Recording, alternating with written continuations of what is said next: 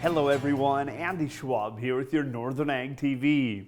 Well, many of the crops in the Northern Ag territory are out of the field, including some of the potato harvest for Tobol Farms near Ronan, Montana. Co-owner and operator Reed Tobol told me harvest was smooth as a guy could ask for, as there were some days that were almost too warm for harvest. Now that was also the feel for the entire growing season, which helped produce a crop that is going to keep the potato market in a good position. It's a good quality crop, but it's not a huge crop. It's not a big barn burner, a barn buster, as you would say, which is probably good because everything I'm hearing throughout the industry, kind of the same vibe, which overall I think is going to help ultimately when it comes to the market.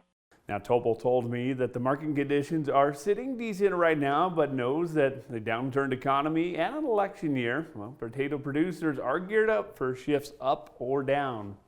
And students across North Dakota will be dining in on food products from their own state for this week in that Fresh from North Dakota School Lunch Week. That all started yesterday, and Ag Commissioner Doug Goring said that they're highlighting North Dakota food products grown by their producers and farmers and ranchers, that is, which is also processed by the local businesses, and it helps students learn how their food is raised and produced. He added a wide range of North Dakota food products are now available for school lunch programs, in addition to the high-quality raw commodities produced in the state.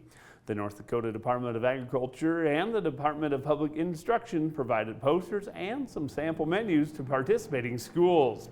And in a letter sent to Congress, RCAF USA and 45 other farming, ranching, and food groups urged the immediate action to block the USDA's rulemaking that mandates electronic ear tags for adult cattle and bison crossing the state lines. Set to take effect on November 5th, the new rule amends a current animal disease traceability rule of 2013, which RCAF USA says has been highly effective at disease traceback and allows producers to use their choice of animal identification best suited for their operation. In the letter, the groups wrote to the USDA saying that the new mandate will unfairly burden the small and medium-scale producers while further consolidating the food supply in the hands of few large meat packers, while also undermining the nation's food security. That group concluded their letter by saying Congress is urged to pass several resolutions, including one led by Wyoming Representative Harriet Hageman. Well, let's take a quick pause for 30 seconds and come back to look at that USDA's Small Grain Summary Report, which was released yesterday.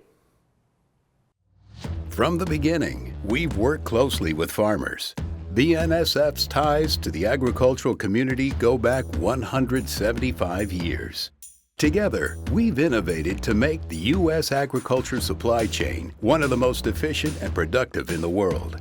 Our strong relationship powers BNSF still today and helps us move the nation like no one else can. At BNSF, we move the nation for you. Well, the USDA released their small grain summary and quarterly grain stocks report yesterday. Overall, both markets and both reports, I should say, were fairly bullish as estimates came in a little under the actual figures. However, most analysts had ahead of that pre-report predicted the predictions pretty well. In all, winter wheat production this year was nearly 1.35 billion bushels after achieving an average of 51.7 bushels an acre.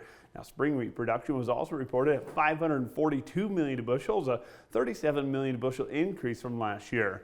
Unfortunately, though, the increase in the exports of wheat did not lower the quarterly stocks figure and was a tick above the pre-report expectations, and we'll see what that did to the grain prices in a little bit.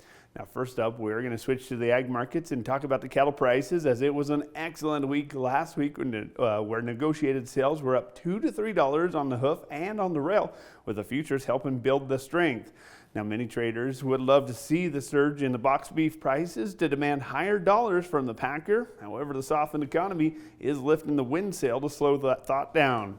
On the cattle auction front, especially with the turning of the calendar October today, we are seeing the higher head counts of those lighter steers and heifers.